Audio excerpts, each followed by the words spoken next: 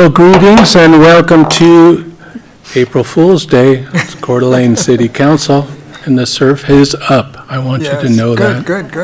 Thank you for breaking the tie. Yes, that was a tough one. Roll call, please. Gabriel. Here. Evans. Here. Miller. Here. Gookin. Yes. Wood. Here. English. Here. Thank you, Joe. Phil Altmeyer, are you here?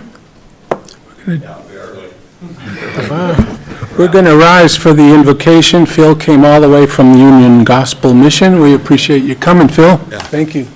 Thank you for the privilege to serve this community. We've been here 13 years now as a shelter, and thank you for that privilege. Will you join me in prayer? To the one who is the creator of life, and we thank you for life. We thank you for this great city, Coeur d'Alene. And I thank you that across our nation we can pause and recognize that you desire to give leaders, not only in a national, a state, but a city, wisdom. So I just thank you for this city council. I thank you for this great city that we all enjoy. And I pray that you would continue to give them wisdom as they provide leadership. Thank you for their willingness to be servants, and give them the grace and the strength as they endure the process of leading. Amen. Thanks, Phil. You bet. Kiki, would you lead us in the pledge, please? I pledge allegiance to the flag of the United States of America and to the republic for which it stands, one nation, under God, indivisible, with liberty and justice for all.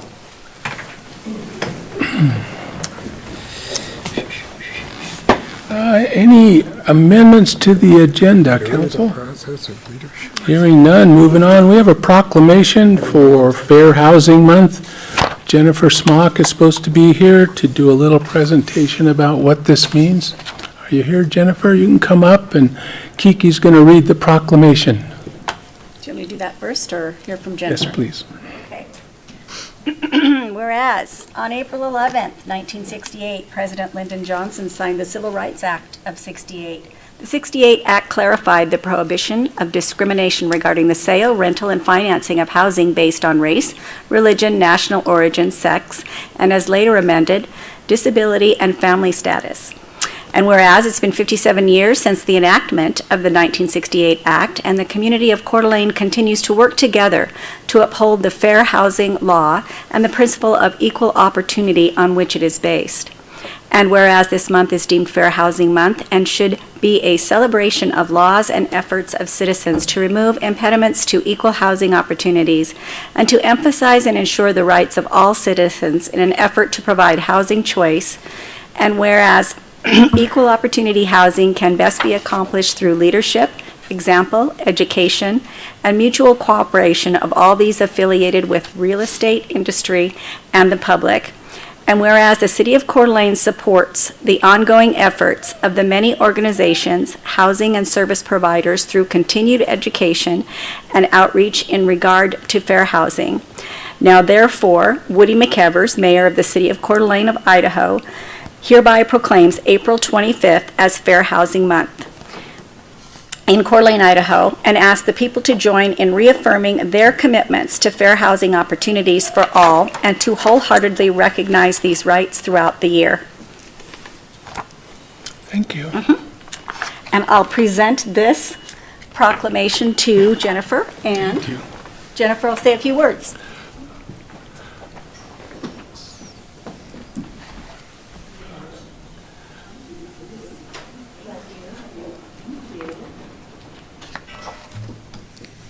Thanks for coming out tonight. A little Thank explanation of what does that all mean? Yes, good. Thank you so much for having me today. I'm the 2025 Coeur d'Alene Regional Realtors President, and we have 2,300 members. So we are a strong board. We are part of the National Association of Realtors, and as such, we adhere to some pretty strict guidelines for the Code of Ethics and the Fair Housing.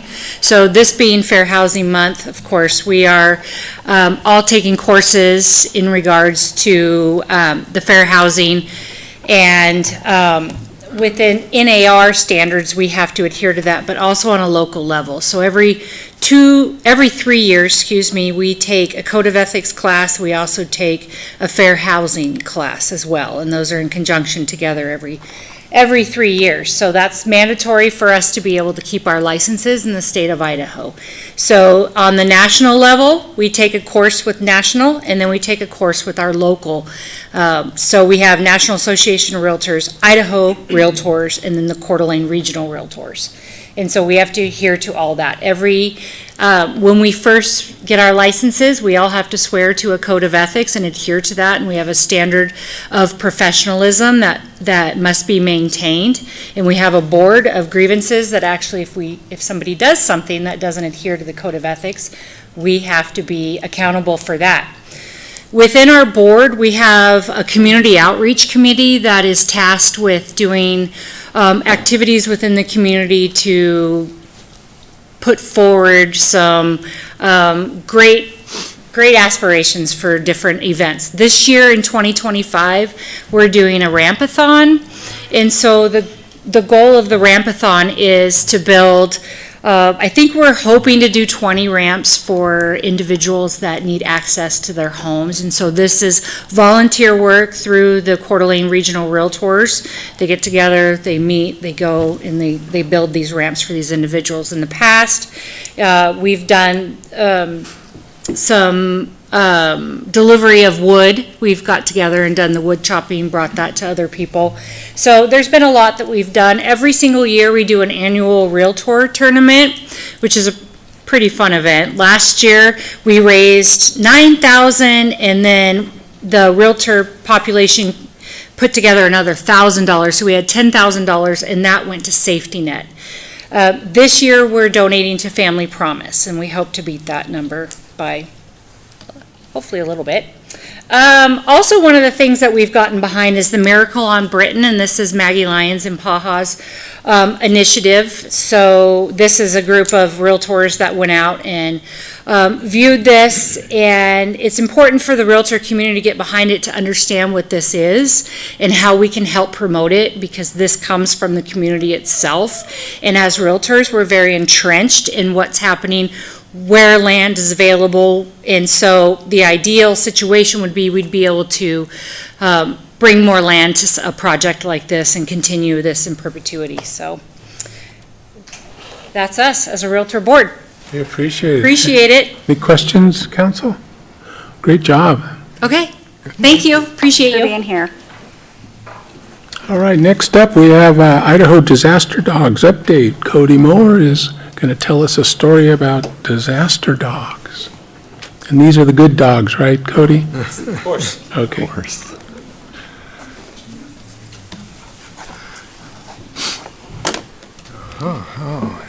there we go. Yeah, thank you for having us, Honorable Mayor and council members. Introduce Morgan and Canine Eagle, and this is Bridget and Canine Bear. Bear is 7 years old, and Eagle is almost 1.5. So these are two members of our team, and we're going to go through a little bit of what we do. I know you guys are familiar with us, but kind of an update of where we came from and what we're doing now. So this is an example of a Type 3 rescue team. We work in the urban search and rescue environment, so when we deploy, the canine team is a component of a bigger rescue team. So it's just important to understand that in terms of urban search and rescue, this is a really small portion, but becomes a really important matter of it. These are a list of several different types of search and rescue. We focus on urban search and rescue, but again, there's local search and rescue, wilderness, ski, maritime, combat. It's very diverse. Because of the style of search and rescue we do, our dogs delve into all the other facets pretty well. Their skills overlap, and so although they may not be technically wilderness or they may not be technically avalanche, they still function really well in those environments. So what is USAR? You'll recognize a handsome gentleman in this picture. He's in the back right now.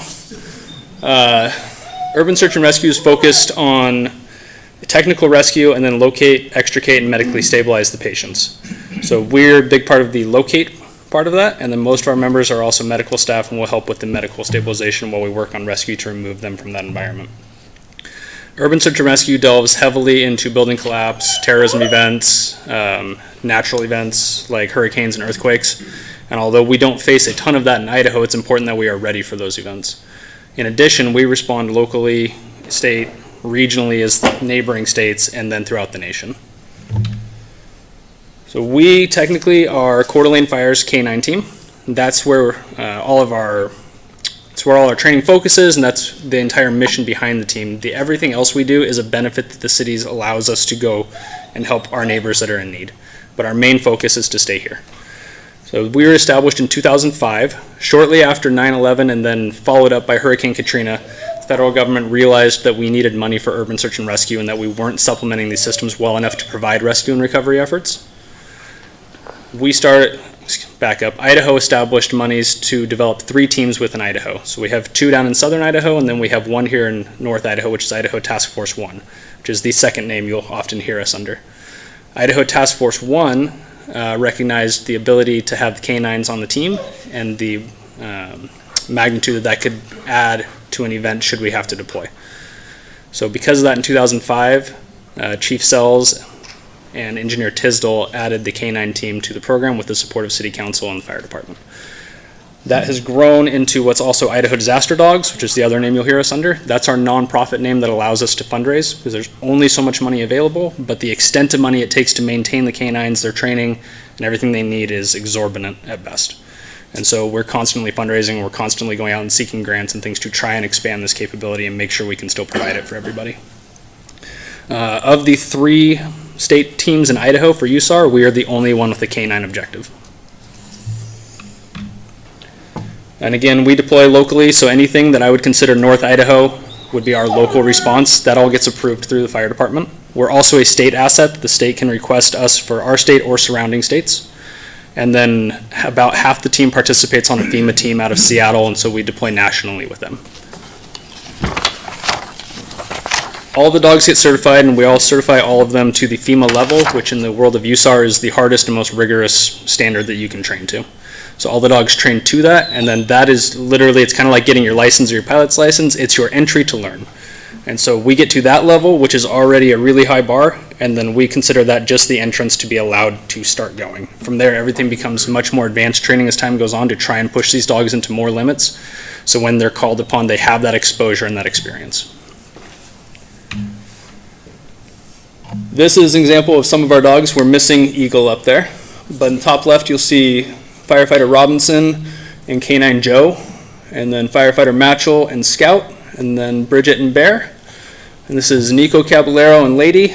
That's me and my new dog Sky in the bottom left, and then Dietrich's in the bottom right with his dog Tamarack. And all these dogs train in either rescue or recovery, again at that FEMA level. Some of the things they work on is obedience. So we picture natural healing, downs, sits, those are all standard for us, but they have to be taken to another level when we're deploying. I say the 2 most used skills that we always have when we go out the door is our healing and our down, because again, we're just a small part of this big component. So as you see now, they're laying down. This is important when we deploy, because I'm gonna go help the rest of the team do things, unload trucks and set up things and participate in all the other functions that are important after the dogs do their job. And so being able to put a dog down and stay and walk away from them is massively important. So when we talk about the FEMA test, they have to down for 5 minutes with their handler out of sight. If they move more than a body length, they fail. Again, that's the entrance. I need to be able to trust my dog to stay for 20 minutes, 30 minutes, unsupervised, without any issues. This is an example of some of the agility. So we do things like blind tunnels and wobbly surfaces. All the dogs learn how to climb ladders. They all learn how to go through dark tunnels. And the reason for that is we found through USAR and building collapse, there's a lot of areas that we get uncomfortable sending people, but we're okay sending a dog to part of it, or a light dog into an area. And so, for example, when we deployed to Lahaina, there was a building that was relatively deconstructed. When you talked to the structural engineer, you said, how come people aren't allowed in there but dogs are? He said, well, again, there's no math to this. Nobody will tell you when a building's going to fall down. We're taking our best guesses. So if we can put a 60, 50, 40-pound dog up on the ledge, I feel much comfortable with them on the ledge here than sending a group of people into the building. And so we can navigate them, use directionals, and put them into different areas that are safer. We do that by sending them up things like ladders and being able to get them to work off of those points. Fun tidbit, if you send a dog and teach them how to go up a ladder, you have to teach them to come down. That's harder. And you no longer get to install Christmas lights on your house. So search, this is the whole reason that we're being here. This is a big advanced game of hide and seek. The dogs start off at a really basic level of, hey, you went around the corner, where'd you go? To all the way up to searching 10, 15, 20,000 square foot rubble piles, and they'll do it in about 5 to 10 minutes. We take the most advanced technology we have today, which they have things that can assess heartbeats and respirations. We put those on a rubble pile, and we compare it to a dog, and the dogs still come out on top every single time. Technology is getting better, but right now the dogs still win. One of the questions we get a lot is air scent versus tracking. And so when we talk about air scent, that is the dog's nose up in the air and they're looking for a pool of scent that smells like us to try and figure out who's missing. When we talk about tracking, that's kind of what we see in like a cartoon where they go smell somebody's sock and then they try and track them down. That doesn't work when a building collapses because there's no trail. And so we teach our dogs to air scent, and then they're able to utilize an area that we've said we're going to search this area, however big that is, and we can confine them in that area to run that problem until they localize whoever's missing. This also allows us to transition into multiple disciplines. When we get into wilderness search, they're still looking for that air scent path in the pool of people, and once they get into it, they'll confine that to the closest spot they can get to. Same thing with avalanche. This is a list of some of the notable deployments that you guys may have heard about on the news. This is not entirely up to date to add to this list. We went to the Lahaina wildfires and we went to the Georgia hurricanes last year. These are the things that start to shape our country, shape USAR on the federal level, shape what you read in the newspapers. However, it's not really what affects our purpose and our mission here, and it's really not what pertains to most of our hearts here because most of these things have happened elsewhere. So as important as these are, what's more important is calls on Millsap Loop, calls on Ohio Match, calls up the Coeur d'Alene River, calls on Shorty Peak, calls in Pierce, Idaho, and the list goes on in places that we've responded to, especially over the last few years. That's why we're here, and we're making a difference and an impact in those areas. This is a list of our sponsors, so notably the city is up there at the top. You guys are our biggest supporter through everything. But Northwest Pet Resort and Rathdrum Animal Clinic and then other private donors have been a huge part of our program that we can't do this without them. One of the last things that we worked on was the book that I'm sure most of you are aware of called Murphy Gets a Job. That's Murphy. He recently passed earlier this year, but we wrote a little book about him that's kind of a demo similar to this that pertains it out for about the 2nd to 3rd grade readers. And this is another list of our pictures. But if you guys have any questions, I would entertain them. Questions, council? Christie? Thank you, Mr. Mayor. Very impressive dogs. I think mine will stay for about 5 seconds if there's a treat involved. Is this the breed you utilize? Do you have any other breeds besides? We utilize a lot of labs for a few various reasons, but we do have one German Shepherd on the team right now. I see. And so he's much more mature than the puppy here. How long will he keep working? We don't set a hard and fast rule. Our goal is to get all dogs to 10, but it's based off of the health of the dog, and we balance that with we want them to have a good retirement and an ethical retirement, but we also have somebody's out the window. Okay, we all feel the same way. We also have an ethical response to the mission. And so if we have an ethical response to the mission and we have an ethical response to the dog, then we find a balance somewhere in their health and their drive. When we start seeing them slow down a little bit, they're still really efficient because they've learned so much. But when we start teetering over that edge is when we start talking about retirement. And it tends to be about 10 to 12 years old. And just last question, you're obviously working with other first responders that are on scene. How do they interact with the police canines? We work our dogs mostly independently, so they'll have a zone that they work in. And same with most law enforcement. They don't typically overlap dogs. But as far as healing around, getting along with other dogs, they're just fine. But as far as search perimeters, they tend to have their own area. Thank you. Welcome. Questions? Kenny? Not a question, but a comment. First of all, Murphy, and thank you for 2nd and 3rd graders. That means I did get through it, so thank you for that very much. And you talked about that good-looking guy in the picture up there. That's Deputy Chief Sales, and he and Otis was the first one, correct? And Cody. Well, then Otis, right? Just say yes, even if I'm wrong, that's right. But the amount of work that it took to get it up and running and convince people that it's a smart thing to have dogs in the fire station, and these dogs aren't just a piece of equipment like a helmet you put on. You're with them 24/7, aren't you? They're with them at work, they're with them at home, they're part of their family, and the dedication it takes to get to this point is incredible, and we just see this little itty-bitty part of this great big machine. And Chief Sells, and you've been doing an amazing job, so thank you, because it is a great asset for us to have. Thank you, Councilman. Mr. English. Okay, well, just that, yes, I appreciate this too, and and interesting, just like people can kind of notice a difference between the younger ones and the older ones. You and me. So I will just ask the question on everybody's mind, can you really teach old dogs new tricks? Absolutely. Okay, that's all I wanted to know, okay, but great job. Thank you. Anybody else? Kiki? I'll just ask the one I get asked all the time is, why do we spend all of our tax dollars training these dogs and then we send them somewhere else and help somebody else out? How do we assure we get Human being. funded for the work that we send them to another area? Absolutely. So most of our deployments nationally, the FEMA ones, those are actually sponsored through FEMA, so FEMA will back pay the city for any lost wages and training and such. As far as state and regionally, we have state mutual aid contracts, so we are willing to send our teams out to other parts of the state or regionally to Washington, Montana. They reciprocate and they're willing to do the same thing if we have a big event. So that's kind of a trade-off that's worth it, I think. As far as the other end of us taking the resource out of the city for a moment, we never send the entire team. We typically send one, we call it a search team, so one dog and one handler. And when they leave, they're gaining a mass amount of experience because they're going to search over 2 weeks and participate with USAR for over about a 2-week profile. And they're going to bring back hundreds of hours of training experience that we otherwise can't get. And so it kind of be like having a fire department that never has been to a fire. It's going to eventually become word of mouth and hopes, and that's quite honestly in a lot of ways not appropriate. The more experience we have and the more we're able to bring back, the more we can better train the rest of the group, and then we also get to take that back to Kootenai County Search and Rescue and Boundary County, and then Spokane City's tech team. And so the whole thing ends up repaying everybody in a nice manner. Excellent, thank you. Good questions. Hearing none. Thanks so much, you guys. Appreciate what you do. Thank you for having us. Thanks. Make sure you feed those guys, huh?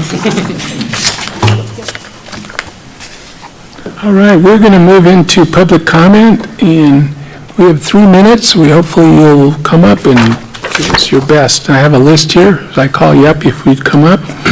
James Coeur. Welcome, James. Hello. Thank you for your time.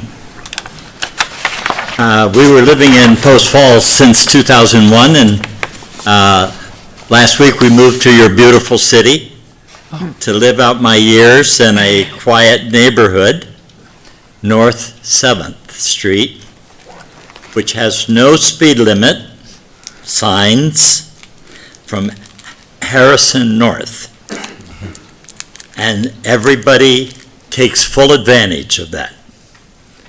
So I'm here to appeal to you to put some stop signs or whatever it takes to slow those people down. I'm 86. How old are you, Mr. English?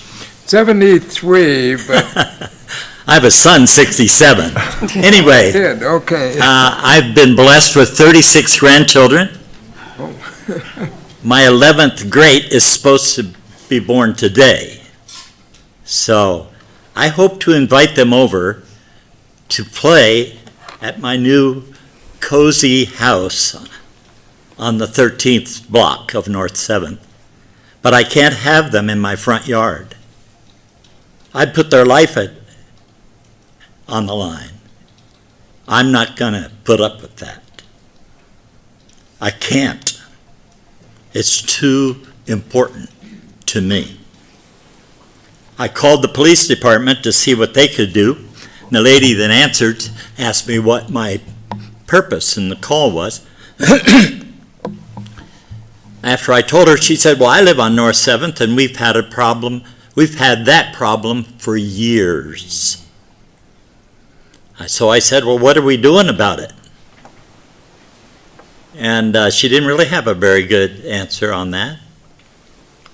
And so I've asked the police department to put a, what do they call it, a speed thing out there. yeah. Tells you how fast you're going, whatever. They go so fast that when I get out of my car, if I'm parked at the curb in front of my house, I have to be sure there's nobody within a block of me to open my door and get out of my car. It's wrong. And so I'm making an appeal. I said, so who do I talk to? They said, well, city council would be good. And I just hope we'll find an answer to that. Summer's coming, and I want my grandkids and great-grandkids to come visit Papa. Thank you for your time. Thank you, James. Mr. Mayor, can we respond quickly to Well, it's that? public comment, Right, but you need to. well, sometimes. Okay, I'll Mr. remember Coeur, that. first of all, thank you for coming before us to speak. And I'm sorry that you may have only got just a partial answer on what's been happening on North 7th. And the reason I speak out is because I worked at the police department for 26 years. So, yeah, traffic's a problem in the city, and yeah, there's speed throughout the city, but I wouldn't want you to believe for a minute that it's never been addressed. It is addressed often. The police department runs radar through there. They've set up the traffic trailer. They've written lots and lots of tickets. There are no signs. That may be true. But I'm telling you that there has been enforcement. When you're not there, then people will go fast again. So they do address it. I wouldn't want you to believe for a moment from just someone you spoke to on the phone that it hasn't been This was addressed. the police department. I understand spoke to that. me. But it is addressed often, and I wouldn't want you to believe that it Why isn't. don't we put some stop signs and interspersed on 7th? Why does it need to be there are 6 stop sign intersections on 5th and 6th where there's no traffic at all, hardly. That's why. And no stop signs on 7th. Yeah. What I would ask you to do, it's really, the police department just enforces the laws, and so you really need to speak to our administrative staff about anything that you'd like to see on the streets. Yeah, it's predicted that this Coeur d'Alene area at large is going to be 100,000 more by 2060. Now, I'm not going to be here then, but Me neither. anyway, folks, we got to do something about it. Thank you. Otherwise, tragedy is going to happen. Thank you. Thanks, James. Thank you, Mr. Mayor. Mike Fuller, come on down.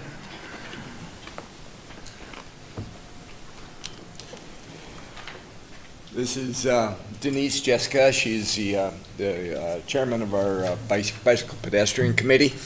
Mike Fuller's my name, Mr. Mayor and council members.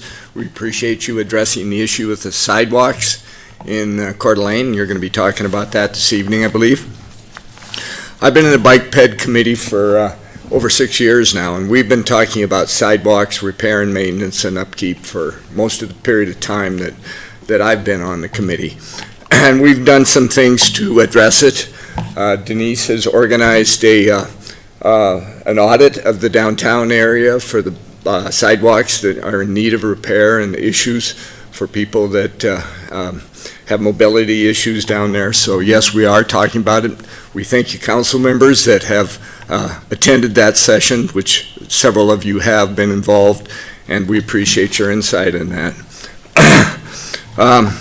I'd like to say that some of the stuff I read in the paper today was a little concerning to me.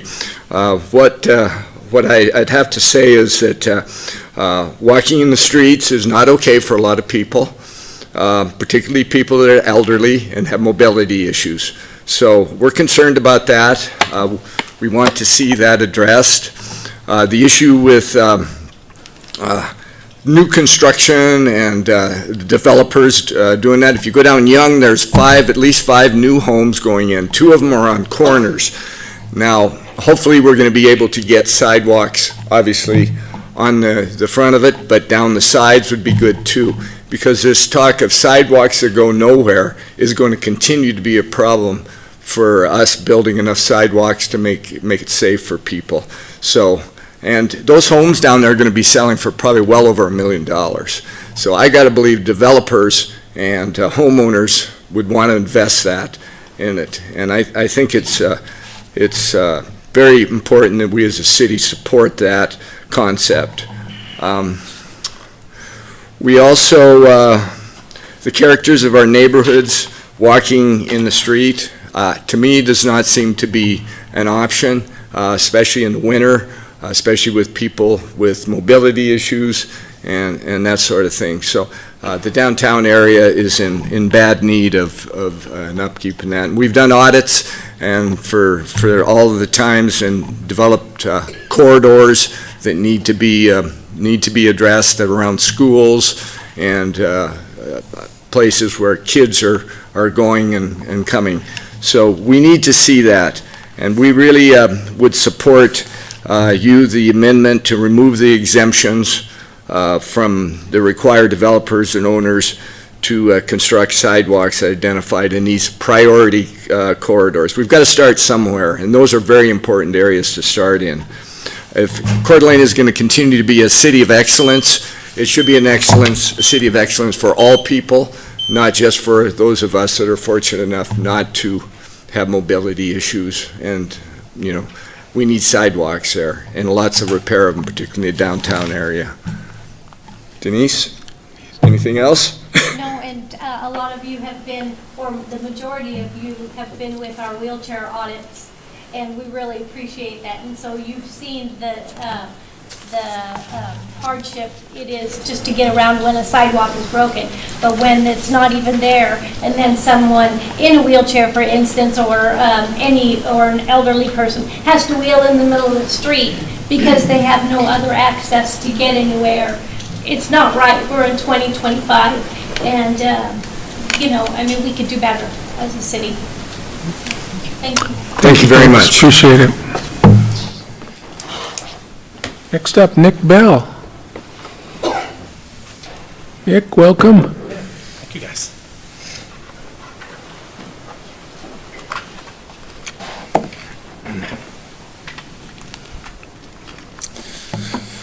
Okay, council members, I appreciate you guys listening to our speech. My name is Nick Bell. I am representing a concerned group of citizens regarding some code violations that are going on at 1119 C Street. We have some of our citizens and neighbors here with us tonight. From our research, we believe that this structure is outside of the building code on the north and the west side. So if we're looking at the picture here, the north side would be our alleyway. The west side would be the hidden backside that you can't see in the picture here. So on the north side, so if you're looking at the diagram here, the north side would be the alleyway here, and the red marks you see, this is a diagram that was provided by the city planning department regarding the structure. The original site plan for this building had this structure sitting 8 feet off of the alleyway with an 8-foot setback, which if you look right here is what they have noted. An 8 foot on that side, you're allowed to go 15 feet up for your aerial step back, and it shows that that peak would pass the aerial step back code.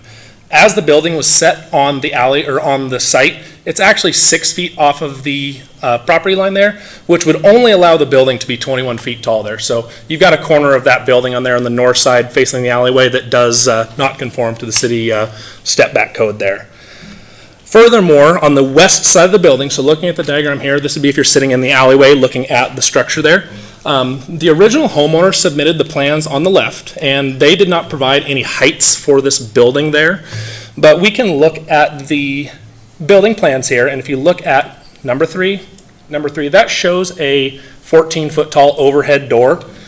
So once again, the city planning department didn't have proper elevations submitted for this structure, but one can look at what was submitted by the homeowner and see that this is a 14-foot tall door here, and if we look at the plate height, that west side plate height of the wall, it sits underneath where a 14-foot tall door sits. So one can kind of think that that wall was supposed to be built to 13 feet or somewhere in that area.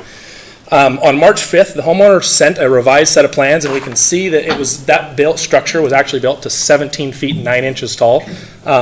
according to the step back code, that building would be allowed to be 15 feet there, but we are 2 feet 9 inches outside of that existing step back code there. So, and the next, so this was another diagram that was actually provided by the city planning department showing that west side step back and showing that wall on the west side is 2 inches, it's 2 feet 9 inches too tall, and the actual pitch of the roof itself runs, 3.5 feet into that step back area there. So that is kind of going through the technical aspects of all this code violation issues. And like I said, this was provided by the city planning department. And going back to this guy, all the red numbers that you see there, that was also, the planning department wasn't given all the proper heights and everything, but they took the information that they were presented to the best of their abilities. And the red numbers on that left side picture there was what the planning department then drove all their step back calculations off of. And that was submitted to the homeowner for him to have kind of a guideline to go ahead and build by. So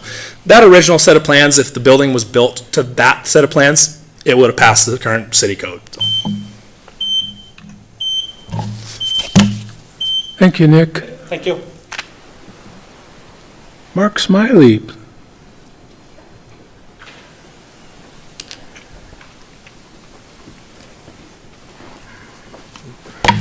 Welcome, Mark. Thank you. Hi, Mayor. Hi, Council.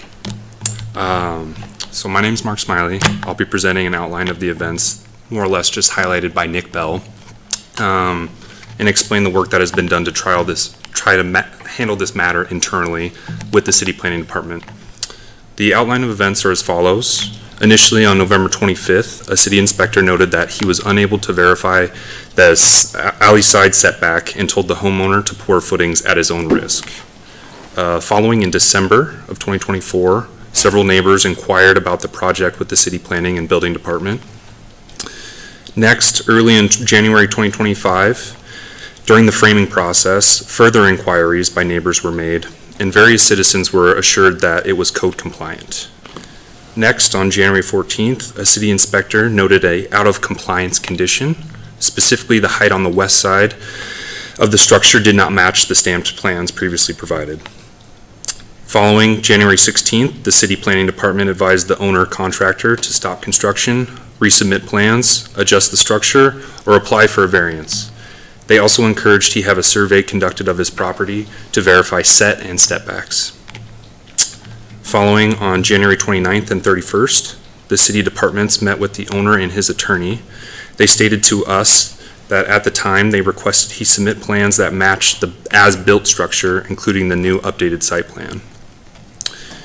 Following in February 28th, the planning department verified the potential violations of city code. At this time, they informed us that they were not requiring the owner to apply for variance or change the structure to adhere to city code. Following on March 3rd, Nick and Kelly Bell, Vince Weibert, and Zoe Thruman met with the City Planning Department and the head of Building Department. They were assured that they would be following up on the unsubmitted plan revisions and would consult the city attorney and have an action plan on how they were going to rectify the situation. On March 5th, the homeowner resubmitted plans showing the structure as it was built. However, the homeowner did not provide an updated scaled site plan showing the location of the building, and it also did not provide elevation drawings that show step back calculation, both of which were requested by the planning department. Lastly, on March 21st, we were informed that the city attorney and administrator advised the city planning department advised the city planning department not to require the homeowner to modify the structure, nor make him go through the variance process. Thank you for your time. Thank you, Mark. Kelly Bell. Welcome, Kelly. Thank you. Good evening, council members. My name is Kelly Bell, and I'm speaking to the liability of the homeowner and the responsibilities of the city planning department in this C Street issue. Regardless of the city stamped plans, it lies on the contractor to ensure code compliance. In this case, the homeowner is acting as contractor and bears that responsibility. He signed 2 legal documents that absolve the city of responsibility of his lack of supplying correct documentation and measurements.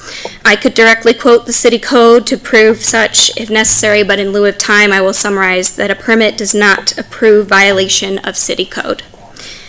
It was stated by the City Planning Department that requiring the owner to change the structure would be inequitable and cause undue financial hardship. The homeowner was told to stop construction and resubmit plans that matched the as-built in January. He neglected to do either for 2 months, and therefore any financial hardship acquired to up to resubmission was self-induced. He continued construction up to that point. Furthermore, what is inequitable is to have rules and regulations that are not uniformly enforced. I would like to note a precedent set in 2019 on the corner of Young Avenue and 18th Street. In that case, the contractor self-reported a violation of 10 inches when the construction was near completion. It was discovered that the truss company had delivered incorrect trusses, and the contractor was required to apply for a variance. There was support from the neighbors to allow it, yet the variance was denied.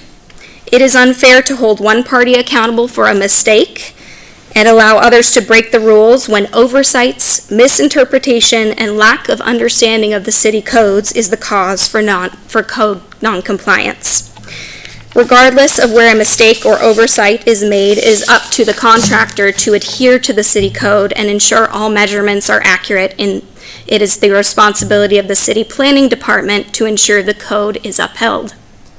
In this case, the violation concerns multiple feet in 2 areas of the building, and based upon precedent, it is beyond the discretion of the city planning department to allow violations and should require that a variance process be conducted. By forgoing the variance process, you are taking away the voice of a community and silencing a neighborhood. Another point, though speculatory, is a grave concern to our neighborhood. The concern is that the primary intent for this structure is for commercial business use. If so, it will directly be in conflict with the comprehensive plan of our city and what is permitted in our R12 zoning designation. Also, the design and planning of the structure would be deemed incompatible with the location, setting, and existing uses of adjacent properties. So with all this information in mind, we ask that a stop order is placed until plan is made to do the following: modify the building to pass the building code, or conduct the code variance process. We also ask that there is diligent enforcement of the code to ensure the structure is not used for commercial business. Thank you so much. Thanks, Kelly. Vince. Can't make out the rest of it, Vince. I'm sorry, I have probably the most atrocious handwriting in this Oh, building. I thought you were just It's, excited to be here. It's okay. Yeah, it's okay. I was Welcome, nervous, Vince. right? So my name is Vince Wybert, and I'm here in conjunction with assembled neighbors representing and speaking on behalf of this concern that we all have. I'm here right now to address not just the code violations, but the failures of the city planning and building department to stand up for us, the residents who are meant to be served by them. I come to this with my own 35 years of experience in leadership within city government and serving the public. I will say that with that experience, from the beginning, this process has sent a clear message, and that is that our neighborhood does not matter. Yes, the city made mistakes in overseeing the project, but instead of correcting them and holding the homeowner accountable for correcting them, they have chosen to make our neighborhood a casualty, a cautionary tale for them to learn from. The justification, as Kelly pointed out, that it would be a hardship, but it's very clear that the homeowner was given the opportunity to correct these errors and chose not to, and in fact chose to continue work in violation of the city's stop work order, only to get to a point where they could say, look at what I've completed. Now it's too much to make me stop. And I would add this, what about the hardship placed upon all of us, the neighbors who followed the rules, who've spoken up, who stand to lose the enjoyment of our neighborhood, our property value, and the way of life, who are now being ignored, or worse yet, simply treated as numbers in some cold legal calculus as to whom does the city stand to lose the most money to if we don't side with them. And let's be clear, the homeowner is not an innocent victim of bureaucratic oversight. He has chosen to blatantly disregard the city's direction, all the while simply harassing, threatening neighbors within the area who dare to go ahead and stand up or say something about it. Now, instead of holding him accountable, the city is backing down, not because it's right, but because they're fearful. Fearful of legal action, fearful of confrontation, in fact, fearful to enforce their own rules. The message that this sends is dangerous. It tells every builder, every homeowner, that if you're loud enough, aggressive enough, and have the right lawyer, the rules don't apply to you, and the rest of us who have played by the rules are just collateral damage. But we aren't collateral damage or a cautionary tale. We are citizens, we are taxpayers, we are the people that you represent, and we're asking you to represent us, to give direction to the city, to at least hold a variance process to go ahead and give us voice. And I do want to address that. We did meet with city officials. They nodded, they smiled, they acted as if they understood our concerns. But with my experience in procedural justice, it's very clear that giving voice doesn't count if you've already decided how this is going to go ahead and play out. The city had no intention of standing up for us. We simply asked the city to do its job, enforce the rules fairly, follow the variance process, protect the integrity of our neighborhoods. A good friend of mine who's a former law enforcement leader unfortunately oversaw one of the biggest scandals in Southern California law enforcement history under his watch. And it happened right under his nose. He said this is a lesson learned. What you fail to sanction, you appear to support. Or more pointedly, you encourage what you tolerate. We're asking you not to encourage this blatant defiance of city government, of city rules, of codes that are meant there to protect us. Stand up for us as residents, have the city enforce its own guidelines, and do what is right. We'd ask you to give direction to the city to take action, follow their rules, hold a variance process. Let us have our say. Thank you very much, Council. Thanks, Vince. Hey, Joe Deacon? Joe Deacon? How about David Pissarro? Dave's over there, or Joe's over there. Dave's not here. Joe's right there. Oh, Want Joe? to speak? Okay. Thank you very much, Mayor. I did not realize I was signing to address the council tonight, but the only thing I would say is we're having the VFW breakfast this Saturday morning, and we hope we have a full house, and all of the council is invited. We'd welcome your attendance. That's Saturday morning at 9 a.m. at the VFW Hall. Thank you. Thanks for the invite, Joe. David Passero. David, welcome. Good evening, Mr. Mayor and Councilman. My name is David Passero. I live in Coeur d'Alene. I also serve on the Pedestrian Bicycle Advisory Committee, representing the walking community. So I wanted to thank you for taking up Council Bill 25-1008 to amend sidewalk requirement exceptions for our 14 priority corridors. These priority corridors are high traffic areas with schools, apartments, bike riders, walking commuters, and auto traffic, and were vetted by the Coeur d'Alene Police Department. Some may look at this change to the code as a burden to those homeowners living on one of those designated priority corridors, but it will finally help to bring improved public safety and mobility to the identified critical areas of our community. It will, for a time, create the so-called sidewalks to nowhere, but by not taking action at this point, we will make no progress in improving our public safety and risks to our citizens. To make progress, we must start somewhere. May I remind you that 6 years ago, Council approved funding for a 5-year sidewalk plan to add, repair, and bring into compliance the sidewalks in 7 high-traffic areas in our city, some of which are in our list of priority corridors. The improvements were to be at the city expense and were budgeted accordingly to not only significantly improve public safety, but to bring much-needed mobility to many residents. The approved designated projects were never done for a variety of different reasons. I encourage you to make this a unanimous yes vote. In addition, Council should seriously consider for the future that if one of our listed priority corridors gets to a certain level of completion through remodels and rebuilds, say 40-50%, that the city budget to complete the unfinished sections to make that sidewalk viable and usable. The priority corridors should be a focus to complete in a reasonable amount of time. We have missed the window on many improvements that could have already been made on many of these priority corridors. As an example, on Mullen, from Lakeshore Drive to the library, so many rebuilds and remodels have already occurred with no improvements to sidewalks. As the downtown density is increasing at such a high rate, sidewalks along Mullen are so very important and critical to the high-volume mixed-use traffic. Bikers, walkers, and parked and moving automobiles all on the same roadway, making it a major safety concern, especially during summer months, but also during winter months when you have piles of snow, no sidewalks, parked cars, and lots of walkers still in the winter. We need to look at all the options available for funding and completing sidewalk projects to make Coeur d'Alene a great and safe place to walk and to live.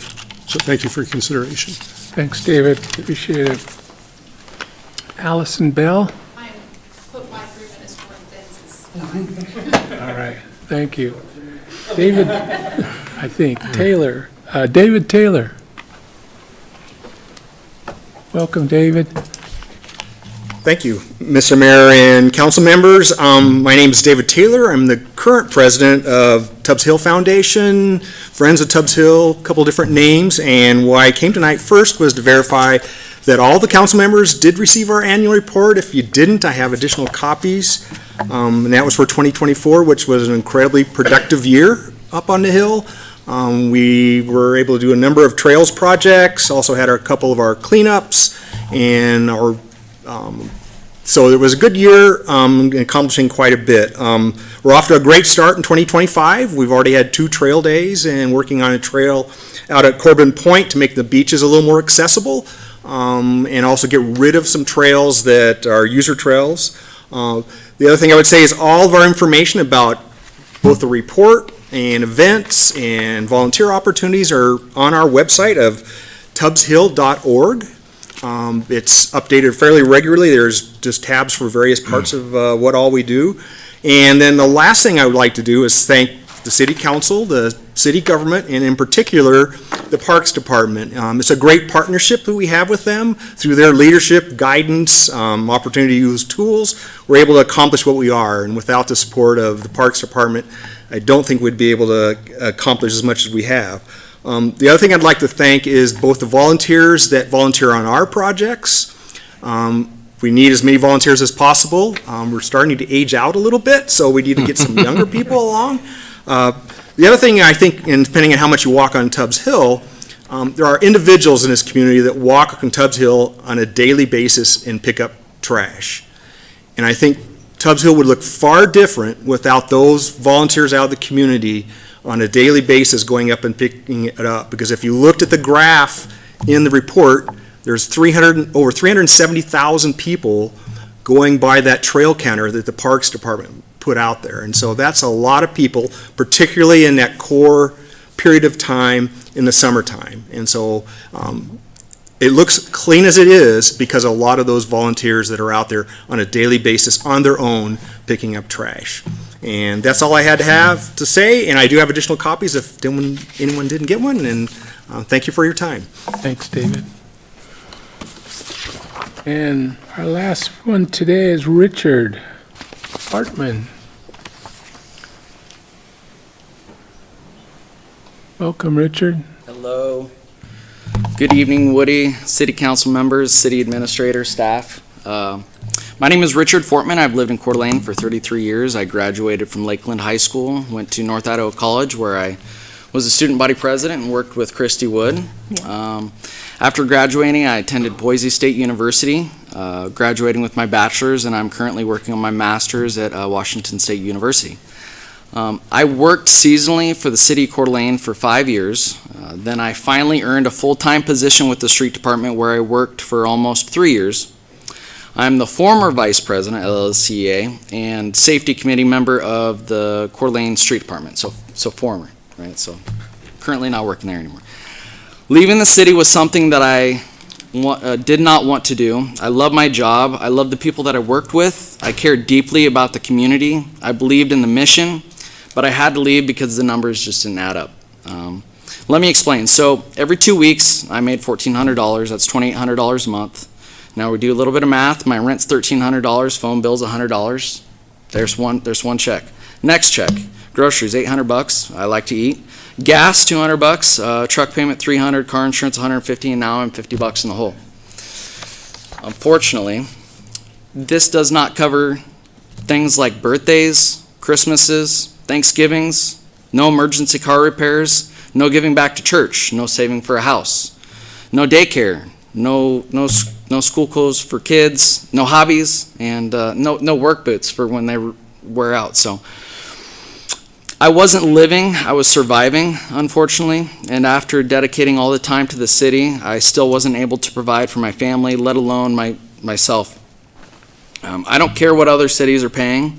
This isn't about comparisons. This is about the city of Coeur d'Alene, the city council, and this community deciding what they truly value.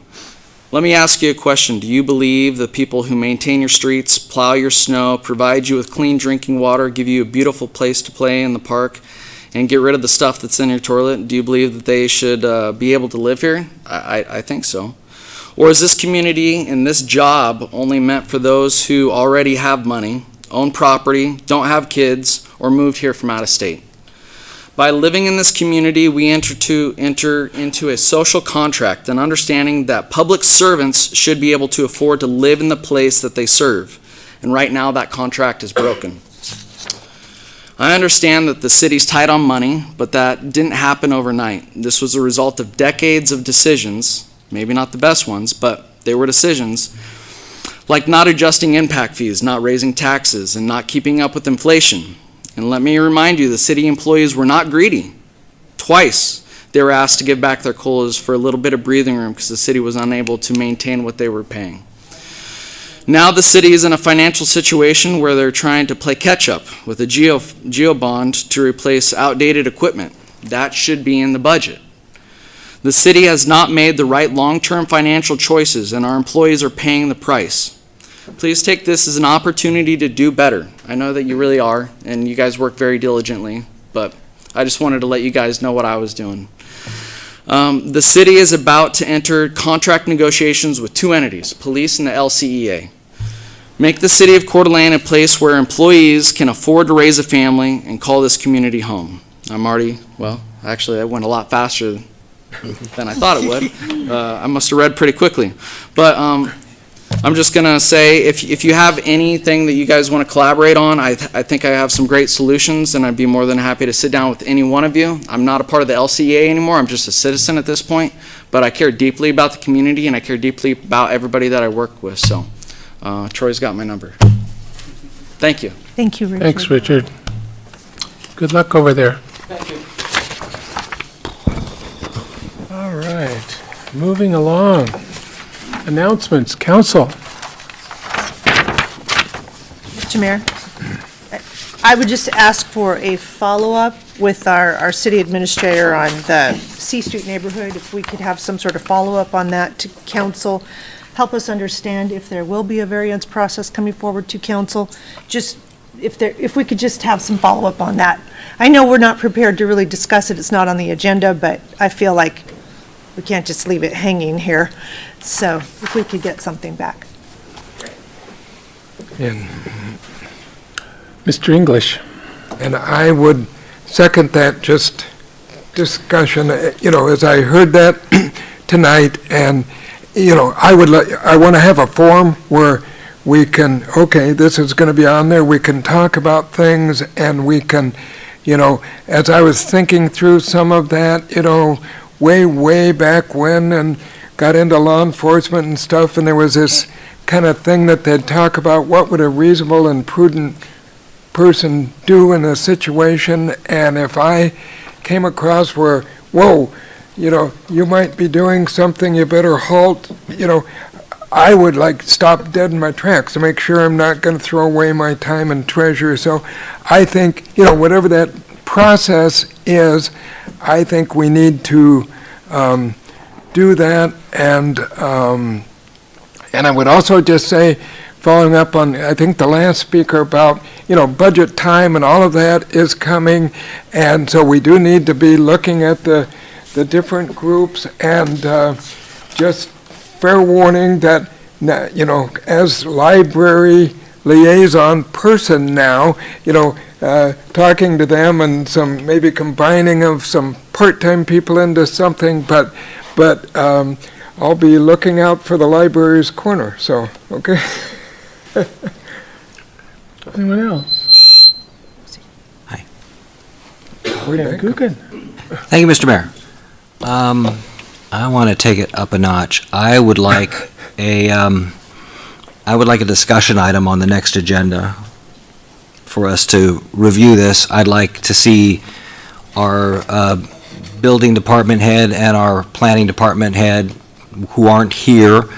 I would like to see them at that meeting so that we can ask them questions about this and have it at the very next meeting, which I believe is the 15th or 14th, one or the other, so that we can ask some questions and we can provide these people with some answers. We're not involved in day-to-day operations, but we are the decision makers. We are the ones who should be holding staff accountable and providing oversight. The buck stops here. Your problem is our problem, because we failed to do our job. There's no policy manual at the City of Coeur d'Alene, so there was no policy for anyone to follow. And that's one of the problems. It's lack of leadership up here is what's causing this issue. And we can't address it by just saying, well, sometime down the road, let's fix it. That ugly thing has been built, and it's wrong, and it's a disservice to your neighborhood. And I swore that I would protect established neighborhoods, and I can't do that if I'm hearing all this stuff is going on. And I can't get answers to questions if the people who are responsible for that aren't here. So anyway, hopefully, that will be on our next agenda, and you good people can return at that time, and we can ask some questions and get some answers and find out what we can do and how we can address this issue and not leave you hanging out there thinking that no one cares, because we all care.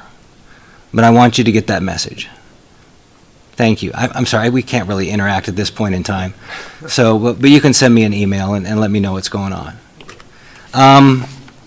Other issues. So Mr. Coeur, I don't know how to pronounce it, James, talked about 7th Street and Harrison. 9th Street is also a problem. 9th Street's actually worse because 7th Street jogs when you're going up to Best Avenue, and so it's not as attractive to people who are in a hurry as 9th Street. And we do have a traffic calming policy in the city, and hopefully it's something that we can enact on those streets, because they're considered collectors. They're a little bit bigger than a surface street, and they're designed to handle that traffic. But there are things we can do, and if there's everyone always wants to put a stop sign on every corner, and that's impractical. That really doesn't work. But there are other things that we can do. Hopefully, we have a traffic calming policy. We can get that taken care of. Let's see. Oh, I really do appreciate all the comments. Mr. Fortman, I'm so sad to hear that. It is expensive to live here, and that is a concern for everyone up here. I tried for years to get us to look at impact fees, and thank God we finally got them done and increase those impact fees, which are going to help tremendously. But another problem we have, and this is a great inconsistency here, is that why we can talk about that, at the same time we have an urban renewal agency that is planting homes for millionaires and attracting those very kinds of people who push the working class out. And that's just unfair. It's unfair to you. It's unfair to everyone who works for the city. And until we start being serious about, what we say versus what we do, it's going to be a problem. Years ago, I proposed a program where we could do employee incentives for cost-cutting efforts, and that was quashed right away. But I think we should look at that again and see what can we do to our employees. If they can figure out a way to save money for the city, then how can we reward them for that? So I think there's a lot of opportunities we have to help our employees, and I hope to explore those in the future. And thank you for bringing that up. Mr. Mayor. Sorry, I didn't know this was going to be an oration period. I really appreciate a few comments, but I did want to remind a couple of things. As I'm listening to the last gentleman's comments, I do encourage you to take a look real closely at some of the budget presentations that have come out. The city is in extremely unique position with where it's coming up with its payroll dollars. And I know Councilmember Gookin likes to vote no on taxes, but we could have raised those taxes every year for the past few decades, and sometimes that could have got us caught up a little bit. But there are some other larger circumstances that hit us as far as our payroll goes, and millions and millions of dollars evaporated in the last few years. So there's a lot of things besides us just saying we don't care about people, because that's absolutely not the case. So I would really encourage you, and I'd be happy to help you find some of those presentations on what our payroll challenges really look like. Another thing, there's an ad hoc committee that is looking at attainable housing on Atlas that's being put forward by the Urban Renewal District right now. They're very concerned about housing and how we can do that. And I've worked tirelessly for 5 years. Please go to housingni.org to do things that are foundational and will provide local worker housing in the future. So there is not a deaf ear to what the problems are with our local workforce. So I think that's really important. And as far as the lack of leadership, I know that there's a lot of conversations in our building department and our planning department and what's happening, and I feel badly about this, what I think now are being called barn dominiums in town. And we have that conversation all over about ways to address this, and it's important, and it's changing the fabric of our community. So I do think that administration and legal have been talking about this. We've gotten some heads ups about it, and I don't think the issue's going to go away. And I appreciate all of you for taking the time to come and share your views and being positive about it and concise about your points. And they were heard. Your voices were heard. So thank you. That's well said. Amy? Nope. Good? Yep, good. All right. Thanks, you guys, for all that, and thank you for your comments, and we will follow up on that.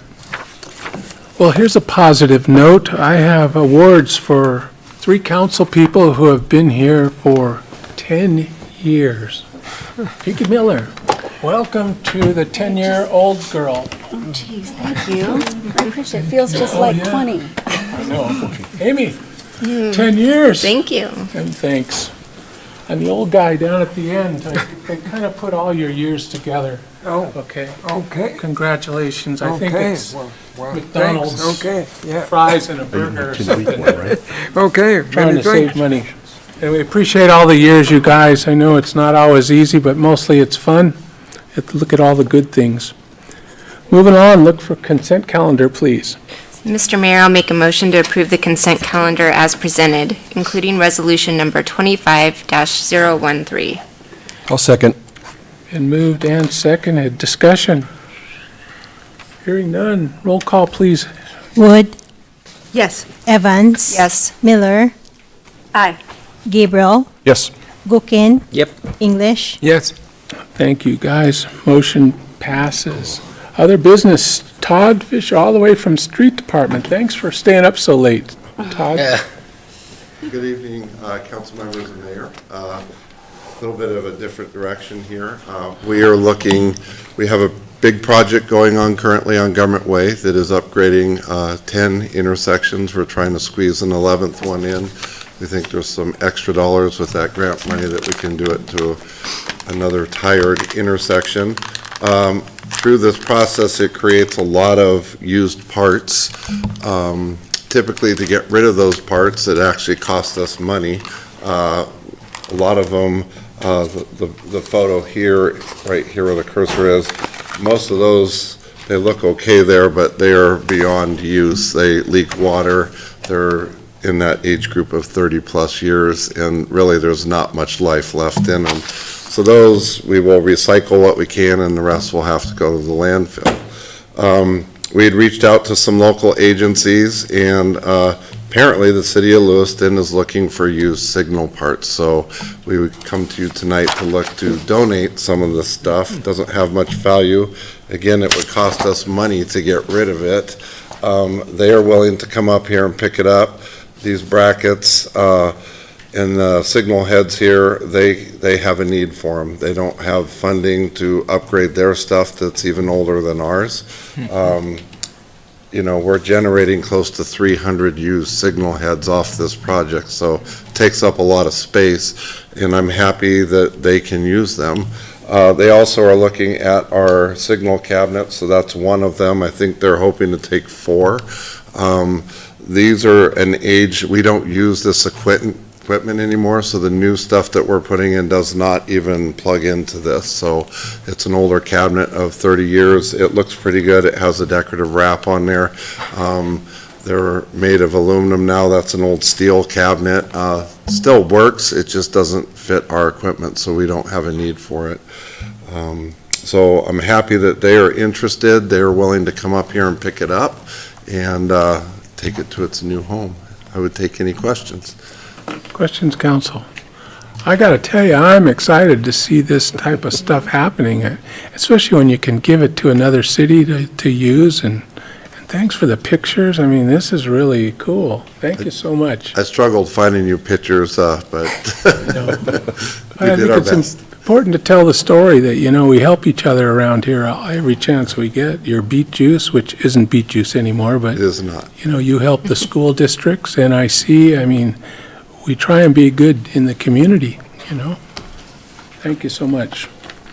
So I'll look for a motion, please. Mr. Mayor, I'd like to make a motion to approve resolution number 25-014, declaring various pieces of used signal equipment and related items as surplus and authorization to donate these items to the city of Lewiston, Idaho. My old hometown. Second. Wow. That's right. Look for a second. I second it. Oh, you did? Mm-hmm. Yep. Got that? Thank you. Evans, Yes. Miller, Aye. Gabriel, Yes. Gookin, Yeah. English, Yes. Wood, Yes. All right. Monty, Chris. Chris is our city engineer. Monty is our trails coordinator. You're going to talk about curbs and sidewalks.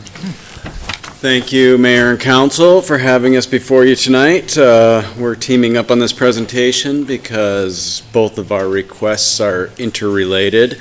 I came before you several months ago to raise the threshold for requirement of sidewalks and curbs with new construction. So we have a code section that required that if you pull a building permit for $30,000 or more, you would be required to put in curb if you don't have it in front of your home, or sidewalk if you didn't have it in front of your home. And this isn't fixing sidewalk that is heaved or anything like that. That is just a plain requirement on any of those projects. But this is when there's no sidewalk or no curb. And so this $30,000, I believe it was 2008. It's been a while since that was raised. Inflating for inflation, that brings it to that $30,000 should be about $45,000 today. I was asked to also look at some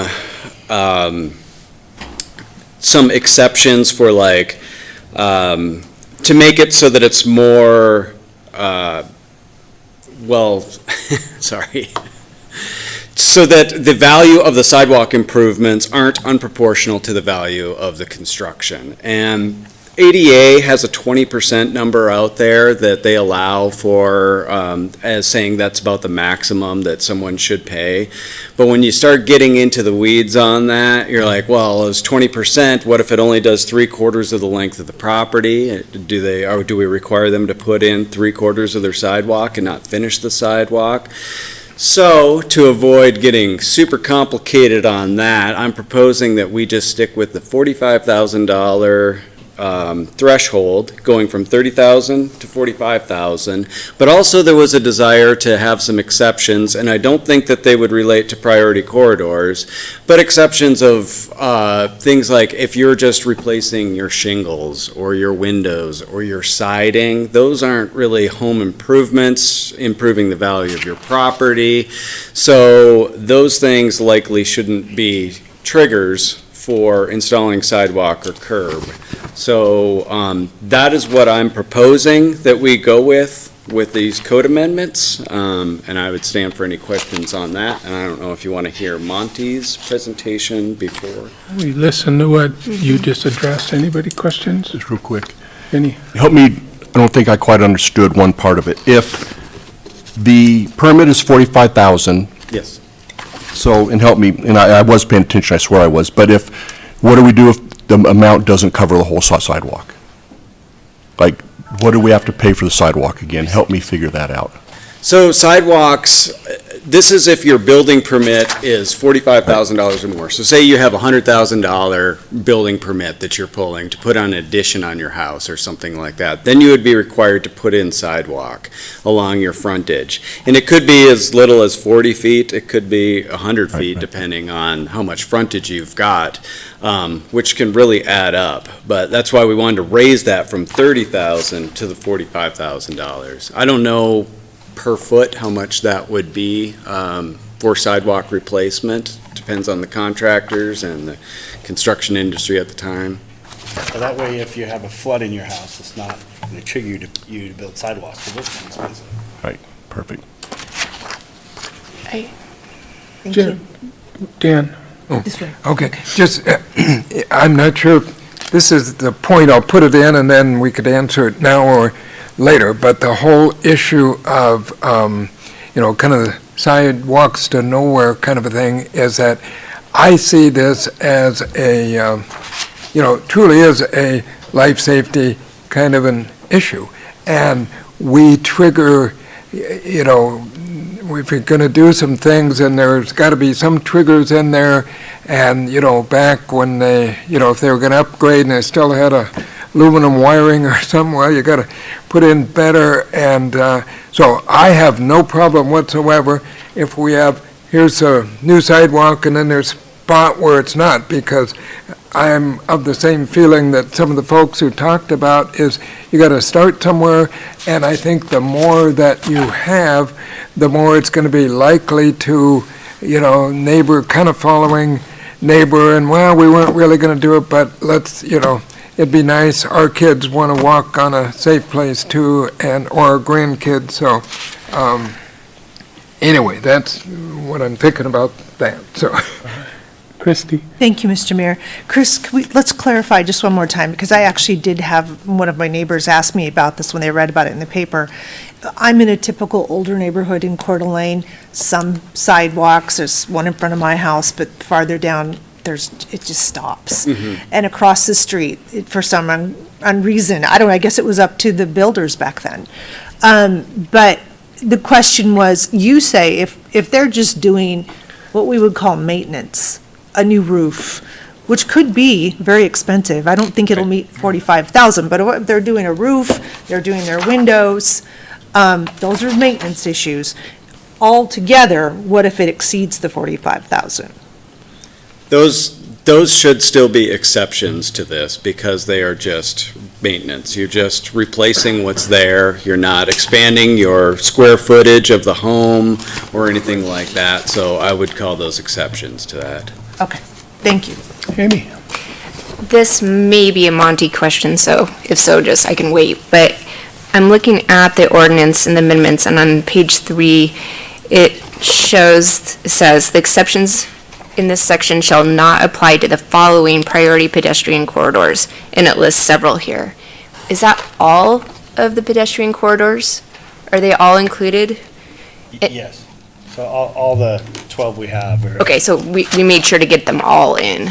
Okay, thank you. I just wanted to clarify that. Dan? Thank you, Woody.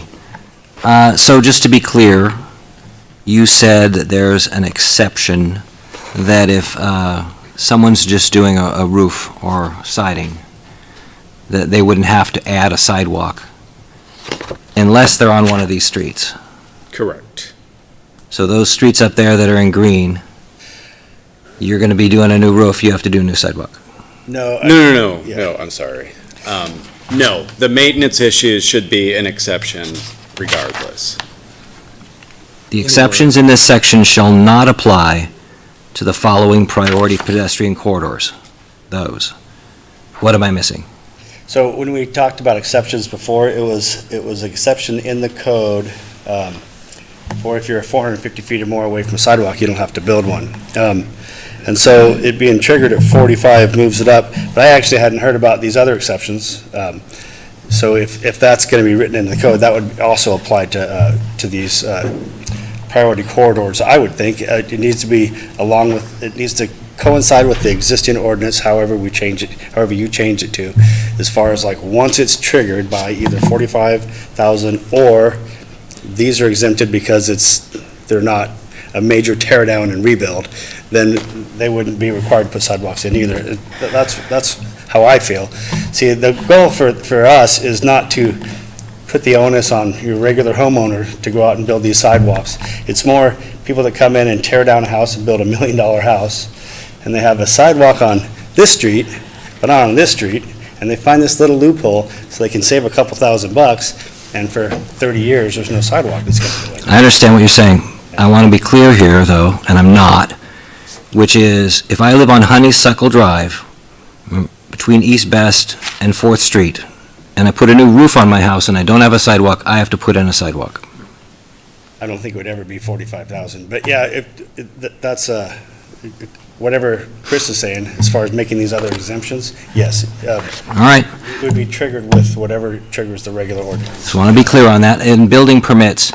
So did anyone ever do any studies to find out what a typical building permit is for a remodel, like a kitchen or anything? Does anyone know off the top of their?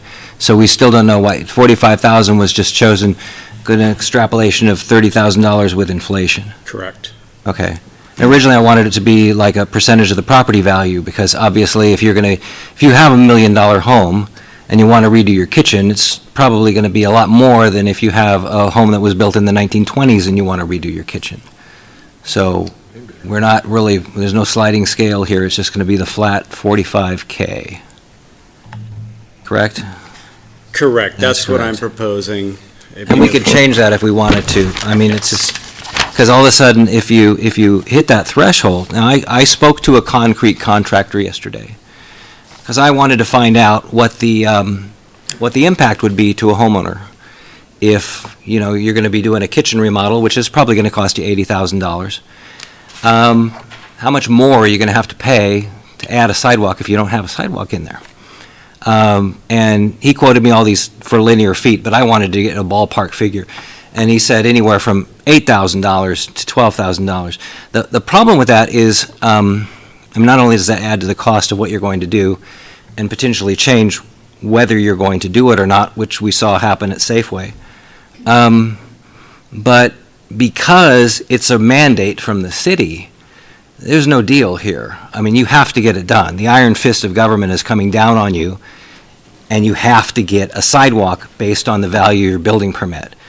So they can charge pretty much anything they want to because it has to be done. And I don't think that's fair.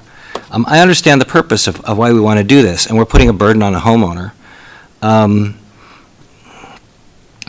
Is this, so in Indian Meadows and in the Pine Grove neighborhood, there's no sidewalks? Correct. But if people in those neighborhoods pull a $45,000 or more permit, they would have to put in a sidewalk? That 450-foot distance to the nearest sidewalk exception is still in the code. Well, what about new construction?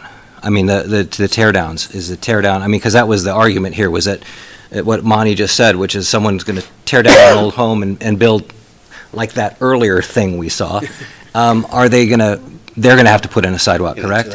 No, if they're already, that 450-foot rule still exists everywhere except for the priority corridors. Okay. So if you're in the Pine Grove and you build a brand-new house, you don't have to put in a sidewalk. Is that Okay, correct? all right. Yeah. And that's good. That's kind of what I want to hear. So Mr. Passero talked to us, and he talked about the importance of sidewalks, but he also talked about, he said to explore all the options. And right now, it seems like we just have one option. But was any thought given to these corridors? And I understand the importance of it. We used to have a guy who would come here every meeting and talk about the kids who had to walk to Fernan and they're walking in the street. And it really upset him. And I agree. My kids went to Fernan. I know what the streets are like out there. So was there any thought given to an alternative, say, a Class 1 bike lane instead, which would be the burden on the city instead of the homeowner?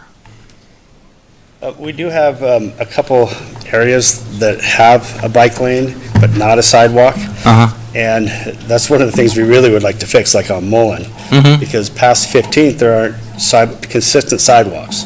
And so people are walking their kids and strollers in the bike lane, and that road is narrow. It's narrows after 11th. And so I drive down there, and I'm the bike guy, and I have my tire on the other side of the bike lane because there's just not enough room. And so it scares me, and we don't really like the situation on Mullen. We prefer to move it to Young, but there's a couple other things that have to happen first. Sidewalks on Mullen, a trail along the golf course, and then through 23rd and Ashton. Once all those things are in place, we can finally start to move that unsafe route off of Mullen. So it would work for bikes. It wouldn't work for walkers, though, to answer your question. Yeah, so I live in an older neighborhood, and we have sidewalks, and people still walk in the streets. I walk in the streets. And the reason is obvious to me. The sidewalks are terrible. I mean, and anyone who's been, and I talked to someone else who was disabled today, and that was their issue, was like, well, the sidewalks are terrible. Even if I'm in an older part of town, you know, there's sidewalks are heaved by the roots of the trees. I mean, even in our parks, you see all the red lines on the sidewalks where there's heaved pavement and stuff. So there's really no guarantee here that we put in the sidewalks, or we force people to put in the sidewalks, is the way I'm going to phrase it. The maintenance of those sidewalks and stuff could be terrible enough that, like in my neighborhood, people are still walking in the streets. I mean, we're not going to mandate that people walk in the streets and give them a ticket if they do, I mean, or on the sidewalks. It just seems like it could be kind of interesting to see, will this really work? I mean, kids walk in the street to NIC all the time. I see them out my window. There's no guarantee.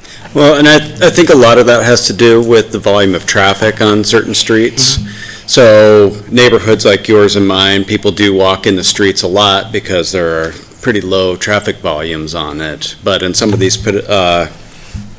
priority corridors where there's a lot more traffic, collectors. You'd be a lot less likely to walk in the street if there's a sidewalk there. And I agree. Lots of times you don't need them in neighborhoods, you know, like at Sanders Beach or Fort Ground. Even though there's sidewalks in a lot of those places, they're not connected everywhere, but slower traffic until you get to the collectors. And I believe all these are collectors or arterials, aren't they? The one down here at Fernan, no, that's a collector as well, right? So I don't think any of these are neighborhood streets, with the exception of, I believe that is 19th. And I think there's a partial trail there. And it would just be a way to connect. That might be the only one. So, yeah, the higher the volume, the faster traffic goes, the less safe it is. Yeah, I understand that. I did get a question from someone, Charles, and the question was about Dalton between Ramsey and 95. And I looked that street up. That's not one of your priority corridors. It was a concern of his. But there was absolutely no residential frontage on Dalton on that stretch. So who would put in a sidewalk in that case? Dalton, so we're talking by the Candlelight Christian Fellowship, that Yeah, road? kind of from there up to the school. We actually have a plan. I've met with the street department to install a trail on the south side of the road from the neighborhood to 95, because the south of that is the interstate pit, and it's all our right-of-way, and I had street views from Google of kids walking in the grass, and so it was a smart idea to put it there. We just have to find funding for it. And that's another thing I would like to address with the priority corridors, not just setting them aside and trying to put the onus on the homeowners and developers, but it also gives us a list to go out for grants and to try to get our own money with the city to help fund some of these. And so it gives it more urgency and helps us kind of focus our vision on these areas that are more dangerous. I appreciate the work. I do. You understand my concern is for the burden on the homeowners. In fact, I've told people, I said, if the city was paying for this, I'd be all in favor for it. But I did get some feedback today from people, especially and they're not in any of these priority corridors, obviously, but who would have like one sidewalk on the front, no sidewalk on the side, but yet due to the trees being planted there and the setbacks to the garage, because it's built in the 1920s, it would be impossible to put in a sidewalk. And so there's a concern. You understand that, and that's kind of what I'm trying to express here. Christie. Follow up, thank you, Mr. Mayor. My concern is, I think we all are on the same page of wanting the public to be safe. That's not the issue. We want people to be able to use the sidewalks and stay out of harm's way. But I'm not seeing language, and Randy, maybe you can help me with this ordinance as it's proposed. I'm not seeing the language that Chris and I have discussed about maintenance, and how do you determine whether it's just routine maintenance and it meets that threshold.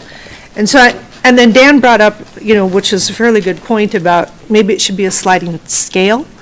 I think we're all trying to do something. So my overall question, aside from the language, Randy, is, does this have to be decided tonight? Can we keep working away at it? Not forever, but maybe give us another month to try to see if we can come up with some more proposals?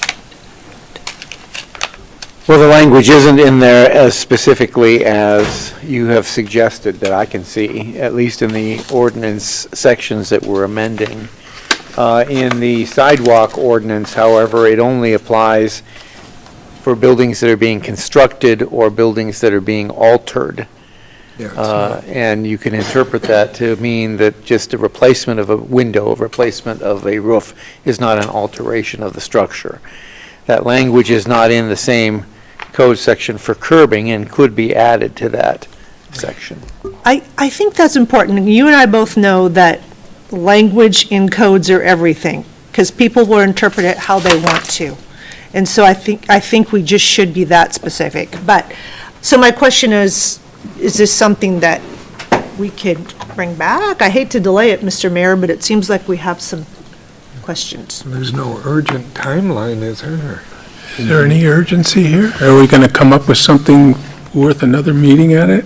Tell me what they are. Mr. Mayor, if I could, to Christie, what specifically would you want to see? I mean, just to give them some direction. Yeah, I would like to see the language on the maintenance exceptions more specific, because again, it would be up for interpretation, and you and I both agree, but if it's not written, it's not there. And then I would really like to explore that sliding scale rather than just the 45,000. So based on the value of the property or the value of the building Of the permit? project, yeah. Yeah, because it does seem, if someone's going to pour $80,000 into a kitchen, and that's easy to do. I mean, granite alone is going to be $40,000. That, it just seems like we should have the ability to make it to scale. Kiki. I just had three things that I wondered, and one of them was kind of concurrent with what Christie was talking about, is that what ran through my mind is that if someone said, well, I have a deck on my property and it's really, really old, so I have to alter the deck and pull a permit to do that, to get it up to a certain kind of code, that would be an alteration which could trigger this. It's not cosmetic, but I think more to that point, it leaves the onus of the decision-making onto what is a cosmetic or maintenance procedure solely in one person's hands. And so I think some more definition to what that is in writing is more important than just saying, well, the engineer said this time, but something else another time. And I don't think that's fair to citizens. Another thing I haven't heard really addressed is, this is Tree City, USA, and a lot of these older, where these areas are that don't have sidewalks, have trees in where that area is. And I feel like telling someone, well, I don't want to remodel my property because if I pull this permit, I take out all my shade trees because I'm forced to put in this sidewalk. And I'd really like to find out if we can address something about the trees issue, because that's detrimental to our city. And the third thing was, I think if a person is putting in a $10,000, let's use a rounded number, sidewalk that benefits all of the citizens, maybe there should be some sort of incentive, a discount on their permit of some kind that we can talk about because they are helping with the city, even if it's not much, but just something that incentivizes the process or if that's a possibility to say, we appreciate the partnership. Those were my 3 thoughts. Mr. Cookin? Yeah, thank you. I like those ideas. That's really good. I think one of the things we can do is, especially to help someone in a situation like this, is to get out of the way. And I wouldn't want to be a burden to the companies that are doing the remodeling and stuff, that all of a sudden they realize, oh my gosh, yeah, this is going to be a big project. Oh, and by the way, but I had a question for you, because you're our affordable housing expert. What is your thoughts, just because a project, so someone does a new project, and it's going to add cost to the house, it's going to increase the housing cost. Do you have any thoughts about that? To move it out of the attainable housing range, is that? No, just I mean, we're talking about affordable housing, so someone builds a house, or they're remodeling a house or something like that, and this is going to add to the cost. I mean, and that's a cost on us. So Well, what are your thoughts? That's something we grapple with all the time, and there's developer incentives out there that say, hey, if you're going to do something with this property, there's, in fact, projects coming forward right now that say if you're going to do something with this property that's going to assure there's an effort to retain it in an attainable housing price point, then here are some discounts, incentives, programs a city should put forward. So maybe we could talk about that in this arena. I'd be happy to sit down and share what we're already discussing as far as this goes, but I don't know how budget-wise that works out to support a city and support the developer and support the homeowner, but, because it usually just gets passed on to the homeowner, but. Yeah. I do want to point out something that a lot of people don't know or aren't aware of, is that the city does have a program where you can get reimbursed or up to $1,000 for sidewalk, either improvements or brand-new sidewalks. But that doesn't apply if you're pulling a building permit. Right. So that's for repairs and maintenance stuff, yeah. So, Mr. Mayor, so I think I've heard a lot here, and I'm okay with this if we're going to provide some incentives. If there's something we can do to lessen the burden of someone, then I'm on board with it. But right now, I think the way it stands, I'd like to see more feedback and stuff regarding that, because I just don't want to tell people, oh yeah, here comes government, and by the way, you need to do this. If we're going to help them and let them understand what it is, then I'd feel a lot more comfortable supporting it. Mr. English? Well, just that I think, we're coming into budget season, and, my thoughts have always been, I mean, you express your values of an organization, frankly, whether it's a church or government or whatever, your values come through in your budget. Where do you put your treasure? And I think, we should be looking at what more can the city do to provide, put something into this pool for sidewalks, which benefit everybody as a community good, and then we really draw some hard and fast boundaries around. We don't let it get shuffled off to something else or whatever, and so, we're going to have some decisions. We're going to have to, weigh things pro and con, but I think this is something that we ought to, take a hard look at, in the span of the city budget and all things, we can spend a whole lot more money on a, certain amount of money, and this would go a long ways towards helping with some of this compared to like 5 miles of total street or something. So anyway, let's connect it to our budget process, but I also like the idea of going back and, kind of fleshing out some different things with the here and now, so.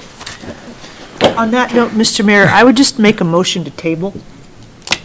That's fine. Second. And moved and seconded to table. Discussion. Mr. Mayor, I just want to say, I think it was a great discussion. For the people who are concerned, understand that, we see, I think we see what you want to see. We see what needs to be done. Public safety, Definitely accessibility, these are all important issues to us, but we also have a concern for the homeowner and the burden being placed on them. And I don't want to appear that we're heartless up here and we're just going to come and say, do it. I think there's a lot of things we can explore to get this done and to do it in a manner that's going to make people happy. And is there a timeline to that tabling, or? Well, let me ask a couple questions of you guys here. So the folks in the past have been under this $30,000 one since 2009, before that. So if people were fixing up their houses and they spent so much money, they brought the street value up to, and safety, and all those brought up the level of safety and good sidewalks.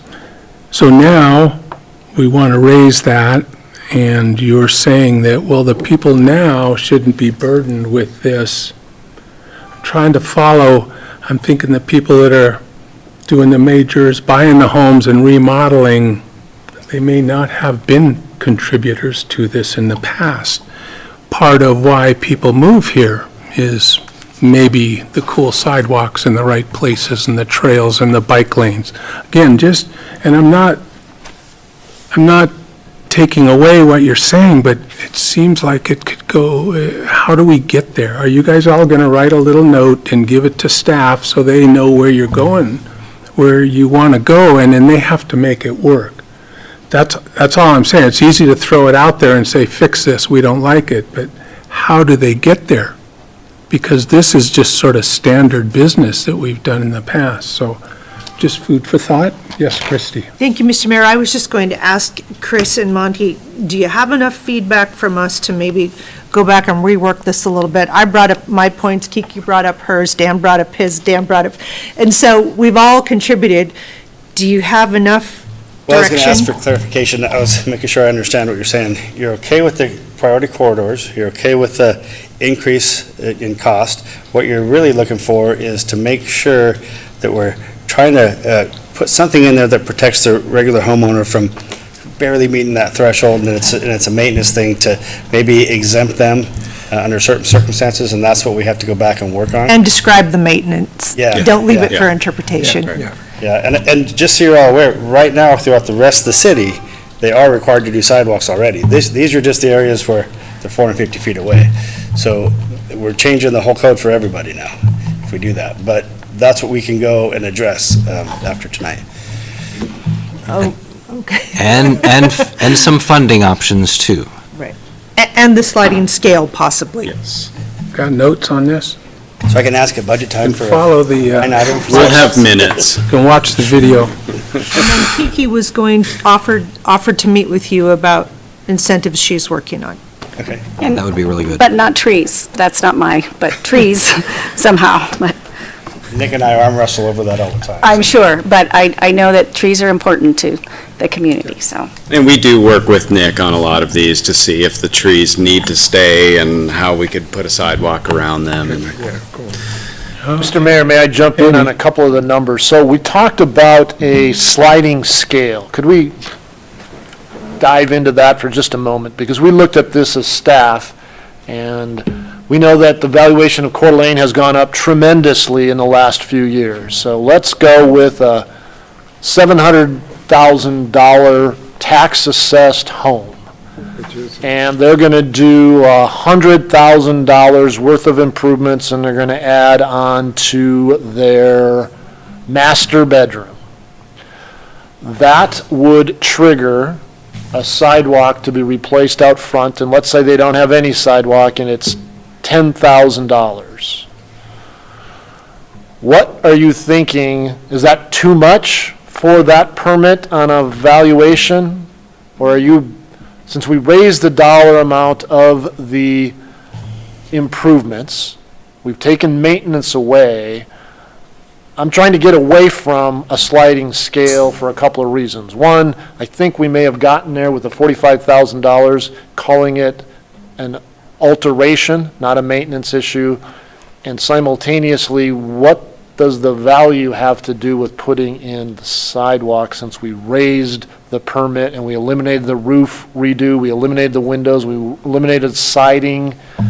I would suggest we could put a deck in there that's not expanded over 25% or something to capture the fact they want to redo their deck. I know where you're going, Councilmember Gookin, because we worked on this pretty hard, looking at valuations to determine that, we don't have many $400,000 valued homes where these sidewalks would potentially go. So I'm not seeing like a 10% of their total value would be used to put in a sidewalk, because I don't think there'll be many $40,000 sidewalks. So I'd like to eliminate that in this variable of what we're looking at. And so I spoke for a long time to try to get you on the wavelength that I'm on as I heard you talking about scaling it. Well, that was your idea. I'm trying to understand it, to be honest with you, Well, so just- I'm just glad be- you spoke. Just because, here we are, we've already raised it, I forget what the original number was, but it was 30. raised to 30, and then it's now up to 45. It just seems to me that,